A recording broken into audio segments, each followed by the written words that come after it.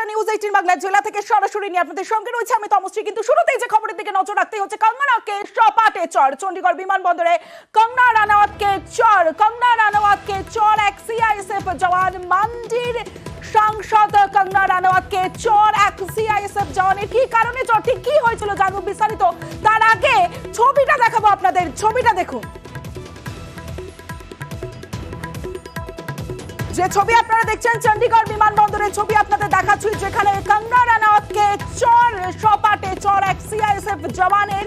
যে ছবি আপনারা দেখছেন এই মুহূর্তে চণ্ডীগড় বিমানবন্দরে কঙ্গনা রানাওয়াতকে চড়।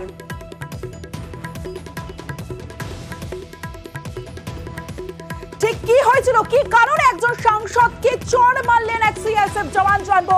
মৈত্রী ভট্টাচার্য রয়েছে আমার সঙ্গে। মৈত্রী,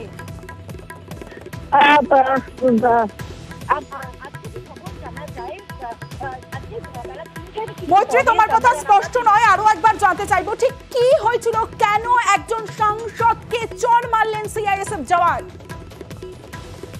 তমস্তি, দেখো, আজকে মান্ডি থেকে দিল্লির উদ্দেশ্যে আসছিলেন কঙ্গনা রানাওয়াত এবং সেই সময় তিনি মোহালি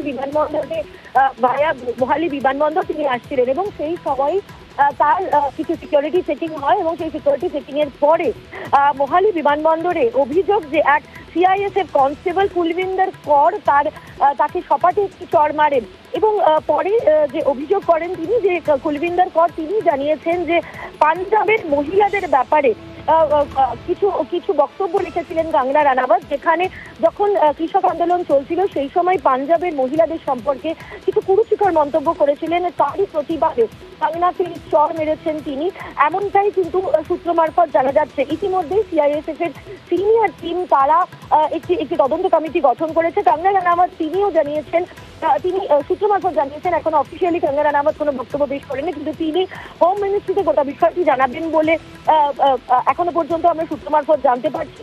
কঙ্গনা রানাওয়াত বেলা 4:10 নাগাদ তার বিমান মোহালি থেকে উড়ে যায় দিল্লির উদ্দেশ্যে। বেশ মৈত্রী, কঙ্গনাকে সপাটে চড় চণ্ডীগড় বিমানবন্দরে। কঙ্গনা রানাওয়াতকে চড় এক সিআইএসএফ জওয়ানের। হিমাচলের মান্ডির বিজেপির সাংসদ কঙ্গনা। এই মুহূর্তে আমাদের সঙ্গে রয়েছেন আইনজীবী অনির্বাণ গুহ ঠাকুরতা।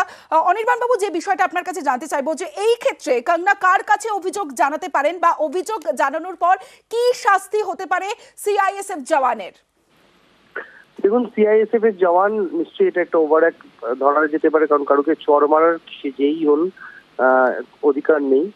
তো সেখানে এটা 323, নর্মালি এটা 323 আইপিসি ইন্ডিয়ান পেনাল কোড, যে 323 ধারাতে এটাতে সাজা হয়, সাজাযোগ্য অপরাধ একটা, এবং সেখানে 1 বছর সর্বোচ্চ সাজা হতে পারে।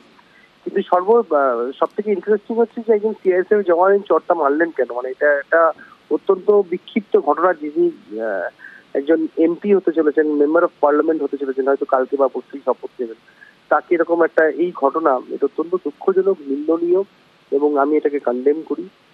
আর 323 ধারায় অনুযায়ী উনি অভিযোগ করতে পারেন, যদিও এটা নন কগনিজেবল অফেন্স, অর্থাৎ ডিরেক্টলি এফআইআর সম্ভব নয়, কিন্তু ওনাকে